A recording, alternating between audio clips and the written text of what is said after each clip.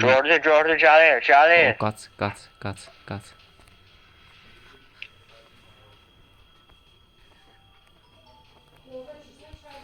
Oğlum buradaymış adam. Deyir. Lan öldüm. Ya Azad 2 IQ sən neysən? Mən orada zevkli Məncə eləyib də. aşağı atılam, təzən yuxarı çıxsam. Azad orada bizi axtarır. Biz getmişik ya bu arada.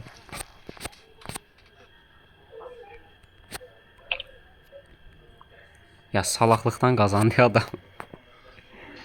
Məncə də. Oğlum Azad niyə kempliysən? Azad, sağ, hile elədin. Hələ hilə. Kemplədi. Azad, sən ağırsın. Səni öldürürəm sadəcə. Oğlum Mən gördü.